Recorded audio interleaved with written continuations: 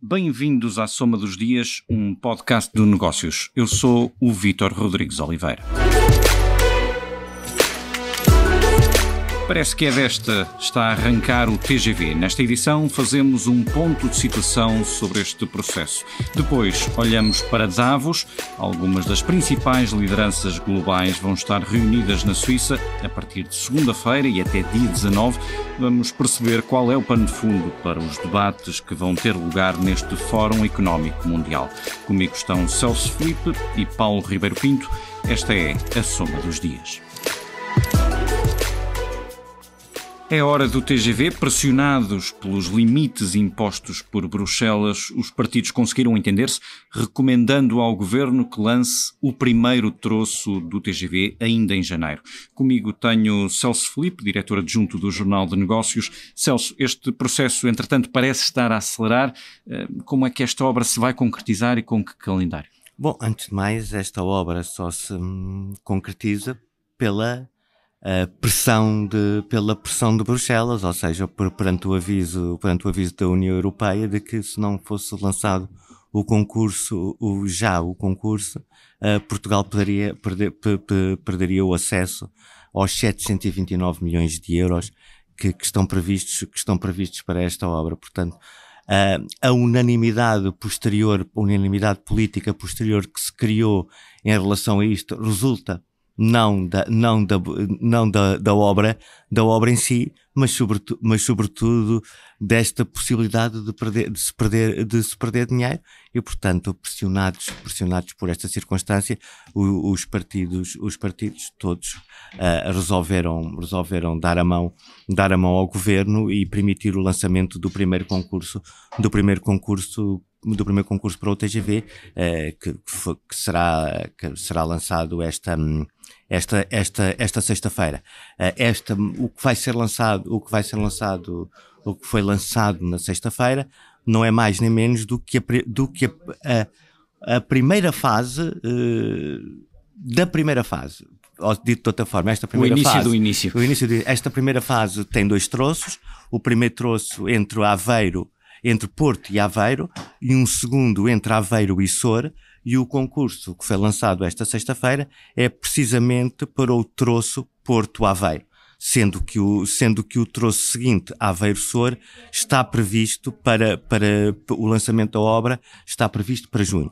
E é esta primeira fase que implica o recebimento dos tais 729 milhões de euros de Bruxelas e o investimento total de 3,5 mil milhões de euros para esta obra.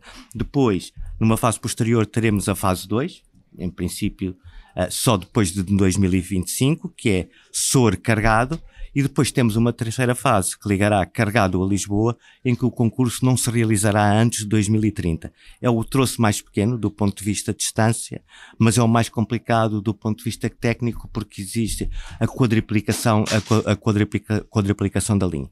Feitas as contas, se este concurso de Carregado a Lisboa só arrancar depois de 2030, como está previsto no cronograma, isso significa que só lá para 2035 é que vamos ter o TGV entre Porto e Lisboa, ou Lisboa e Porto, conforme o local onde nos encontramos, cumprindo assim o anúncio que foi feito em 1999 pelo governo então liderado por António Guterres, de uma ligação de 1h15 em alta velocidade entre Lisboa e Porto. Seja como for, até 2030 ainda é uma longa viagem. É verdade. Falámos aqui sobre a pressão de Bruxelas. Em todo caso, é de sublinhar que finalmente há um consenso político em torno desta matéria, não é? Sim, e Vítor, e tal como te disse, acho que este consenso político é feito pela essa pressão de Bruxelas. Caso contrário, tenho dúvidas sobre se o mesmo seria materializar. E isto tem muito a ver com a forma como o país, sobretudo os diversos lobbies que gravitam em torno do poder político, olham para as obras públicas. E, de facto, há uma má fama das obras públicas. As obras públicas são vistas como despesa em vez de investimento. Veja-se a Ponte Vasta Gama ou a Expo. A maior parte da opinião pública esteve contra estas obras públicas. Depois verificou-se aquilo que é normal nas obras públicas e que não deveria ser, que era uma derrapagem dos custos. Mas depois, no fim de tudo isto, os portugueses ficam agradados com o resultado final, tanto com a Ponte Vasco da Gama ou com a Expo. Mas o caso mais mediático e emblemático até não é nenhum destes imprimidos. É o caso do Alqueva. A barragem do Alqueva andou anos a ser protelada. As pessoas lamentavam-se que iam desaparecer uma aldeia. Passado todos estes anos, as pessoas saúdam a sobrevivência de uma região que estava desertificada e que ganhou uma nova vida com o Alqueva. Portanto, ajudará também no caso do TGV e no caso do novo aeroporto, que ainda está para vir, que passar a mensagem às pessoas de que estas obras não são despesa. Não são despesas, são um investimento. E às vezes não são um investimento com metas tangíveis. Pode ser um investimento na melhoria da qualidade de vida das pessoas. Se nós fizermos uma viagem numa hora e 15 entre Lisboa e o Porto, estamos a ter uma eficiência económica muito maior. Isso não pode não ser quantificável do ponto de vista das métricas económicas, mas tem um valor intangível. Esperemos que no TGV, que vai ser, na obra TGV, que vai ser em PPP, ou seja, uma parceria pública ou privada, sendo que as infraestruturas de Portugal depois vão ficar com a operação da rede, não se repitam esses casos de derrapagens que ajudam a dar má fama às obras públicas. Celso Filipe sobre o TGV, e agora falamos sobre Davos.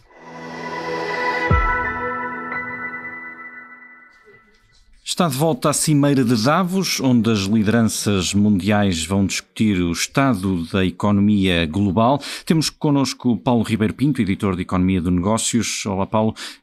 O Fórum Económico Mundial arranca esta segunda-feira, 15 de janeiro, juntando mais de 100 governos, as principais organizações internacionais, empresários, outras lideranças de todo o mundo, mas já lá vamos a essa passadeira vermelha, digamos assim. Para já, olhamos para o que está em cima da mesa. Este fórum tem o tema reconstruir a confiança e acontece num momento muito particular. Sim, acontece num momento particular e complexo ao nível geopolítico, sobretudo, mas também ao nível daquilo que é a esperança no futuro e na democracia, na própria democracia. Este ano é um ano particularmente complicado nessa área, porque vamos ter eleições nas principais economias mundiais. Estamos a falar de países como a Índia, a Indonésia, os Estados Unidos, além de eleições que também vão decorrer na Europa, a começar por Portugal. A Bélgica também terá eleições, mas também o Reino Unido lá para o final do ano terá eleições igualmente, a Rússia. Ou seja, estamos a falar de grandes potências, não só económicas, mas populacionais. Estamos a falar da massa democrática no seu esplendor. E quando o Fórum Económico Mundial escolhe este tema, reconstruir a confiança, não é só a confiança no sentido mais lato, é a confiança nas instituições, a confiança na política, nos políticos, num momento de conflitos regionais, mas de alcance global. Estamos a falar da guerra entre o Hamas e Israel, na Ucrânia, um conflito que vamos entrar no segundo ano de guerra e que perdeu alguma importância com o conflito no Médio Oriente. De resto, Volodymyr Zelensky é novamente convidado ao Fórum Económico Mundial. Não seria provavelmente se não estivéssemos num momento de conflito. Mas regressando de facto ao tema da confiança nas instituições, de reconstruir essa confiança, é o tema principal, porque além das eleições que vão decorrer, há uma grande expectativa sobre o resultado dessas eleições. Dos extremos, sobretudo a extrema-direita, ganhar ou não algum peso nestas grandes economias e nestas grandes potências. E estamos a falar sobretudo na Índia, na Indonésia, mas também nos Estados Unidos. O regresso de Trump, poderemos ter o regresso de Trump, algo impensável há 2 ou 3 anos. Quando Joe Biden ganhou e Trump foi derrotado nas eleições norte-americanas, e se de facto a democracia consegue resistir a esses avanços mais extremistas. A desinformação e a inteligência artificial são temas que também estão em debate. Vão de mãos dadas aqui ou não? Vão de mãos dadas a inteligência artificial e a desinformação, que se liga também ao facto de termos eleições nas grandes democracias este ano. Todos nós nos lembramos de há 5 anos, 6 anos, se falar da interferência de hackers e de grupos de influência, sobretudo da Rússia e da China até, em eleições nas grandes democracias. Todos nos lembramos dos relatórios do Congresso norte-americano sobre a influência russa nos grupos, em largos grupos de eleitores nos Estados Unidos.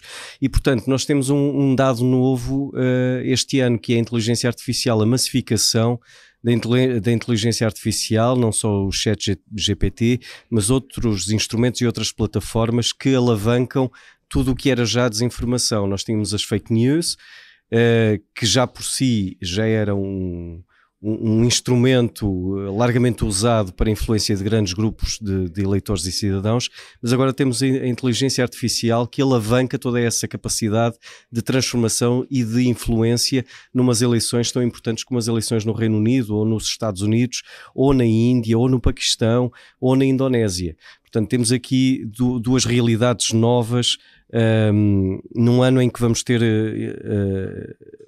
eleições em boa parte do mundo. E a manipulação dos eleitores tem sido uma grande discussão feita nos últimos anos, sobretudo também após o Brexit, que foi talvez a primeira grande experiência de manipulação de grandes massas que levaram depois ao voto no referendo e à saída do Reino Unido da União Europeia. Vamos então agora aos protagonistas. O que é que sabemos até agora? Bom, a agenda ainda não é pública, ainda não está fechada, há algumas fugas de informação, sobretudo as agências de notícias, a Reuters tem dado conta de alguns protagonistas que vão estar ao longo da semana, dos 4 dias da Cimeira, nos Alpes suíços. Mas estamos a falar claramente, e isto já é praticamente confirmado, do presidente francês Emmanuel Macron, que se espera que vá fazer um discurso sobre o futuro da Europa. Também a presidente da Comissão Europeia, Ursula von der Leyen, também deverá fazer um discurso muito centrado na Europa, na capacidade de resposta da Europa, da União Europeia, com uma guerra às portas. Também o secretário-geral das Nações Unidas, António Guterres, já é uma presença habitual no Fórum Económico Mundial de Davos, o secretário de Estado norte-americano Antony Blinken, o conselheiro de Segurança Nacional do presidente Joe Biden, Jake Sullivan, são duas figuras de proa da administração norte-americana. Não estando confirmado, nem sequer houvesse indicação até agora de que Joe Biden possa estar em Davos, portanto serão as duas figuras de proa da administração norte-americana, mas também teremos personalidades, digamos, mais excêntricas, como é o caso do novo presidente da Argentina, Javier Milei. Ele vai estar no Fórum de Davos, que digamos que, se quisermos, é o centro do sistema tal como nós o concebemos, sendo ele um protagonista antissistema. Portanto, tem essa curiosidade de saber também o que é que vai dizer Javier Milei com as suas ideias ultraliberais, um pouco à margem do que é o sistema representado em Davos. Mas serão estes, sobretudo, os protagonistas. Teremos eventualmente depois outras personalidades mais ligadas à banca, ligadas aos seguros, ao mundo financeiro, aos mercados, estão sempre presentes, sobretudo banca de investimento norte-americana, que são sempre presentes habituais. Teremos mais de 500 personalidades, gestores, empresários, políticos, líderes, pensadores, que estarão presentes em Davos e que já é habitual nesta altura estarem a discutir os grandes temas, ou pelo menos aquilo que se pensa que serão os grandes temas do futuro. Obrigado, Paulo. Obrigado, Celso. Termina aqui este episódio da Soma dos Dias, porque todas as semanas há histórias para contar. Obrigado por ouvir. Até para a semana.